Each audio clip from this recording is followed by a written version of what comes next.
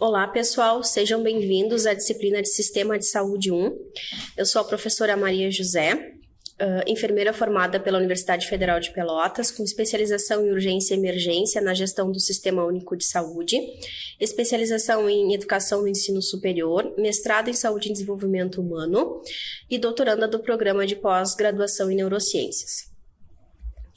Nessa unidade 1, a gente tem como objetivos compreender a contextualização da saúde no Brasil antes do Sistema Único de Saúde, conhecer sobre a reforma sanitária brasileira, solucionar algumas dúvidas sobre os temas abordados na disciplina, orientar os alunos sobre as atividades propostas e refletir na realização dos exercícios, de assuntos cotidianos, e compartilhar no fórum questões cotidianas relacionadas ao tema.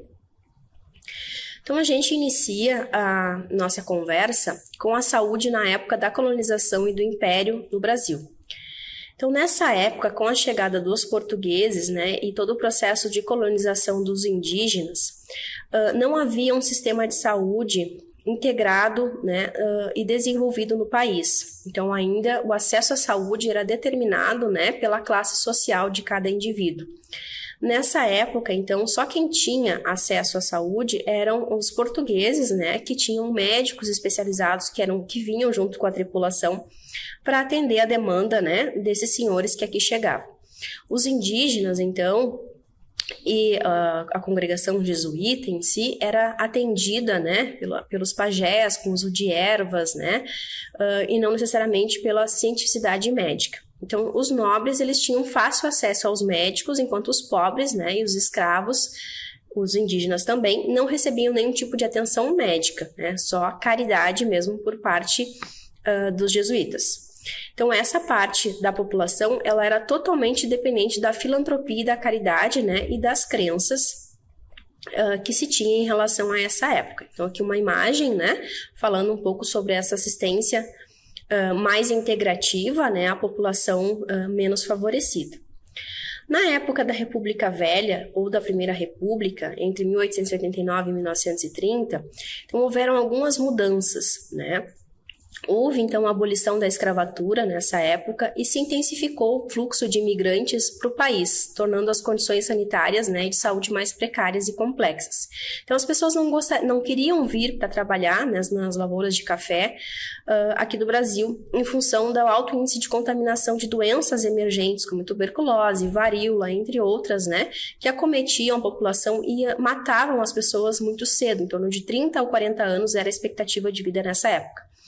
Então, se iniciou nesse período um processo sanitário, digamos assim, para uma melhoria das condições de saúde da população em geral. Começou a se fazer fiscalização dos portos, começou a se fazer avaliação do processo de saúde e doença, e nessa época também foi instituída a vacinação obrigatória por Oswaldo Cruz.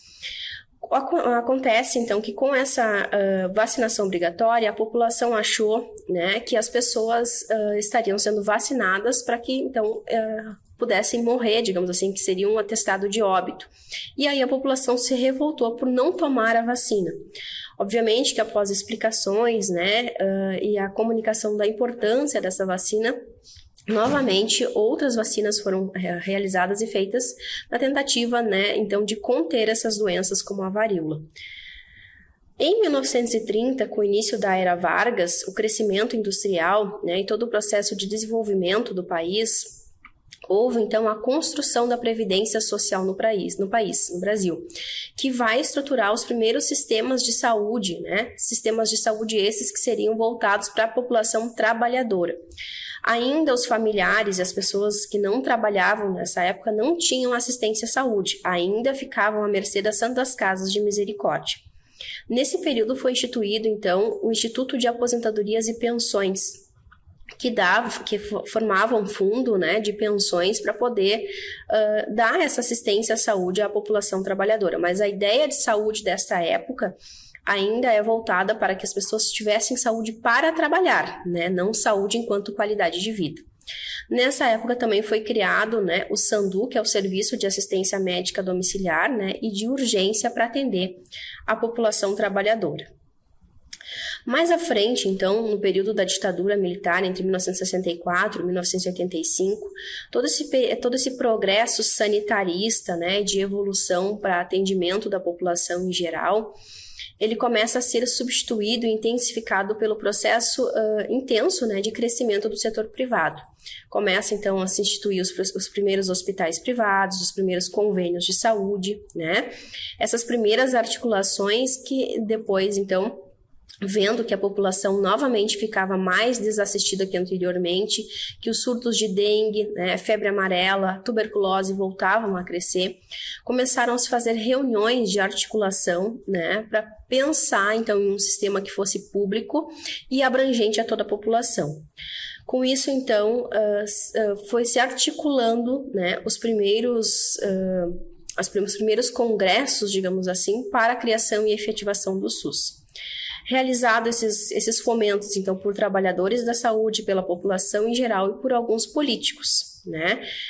Tentando sempre que esses equipamentos e os profissionais de saúde dentro deste novo sistema que, né, começou a ser projetado, pudessem trabalhar na proposta da prevenção e promoção de saúde e não apenas, né, combatendo as doenças já existentes na população.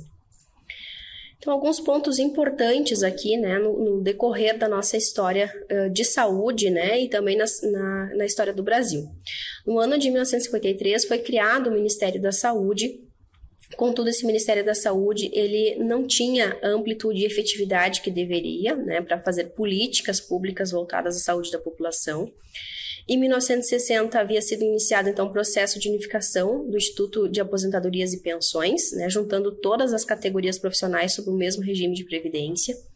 Em 1967 oficializado, né, e criado o INPS após então o fato de não ter conseguido evoluir, né, no Instituto de Aposentadorias e Pensões. Então, foi criado o INPS, e em 78 é criado, então, o INAMPS, né, em substituição também ao INPS, né, por falência naquela época.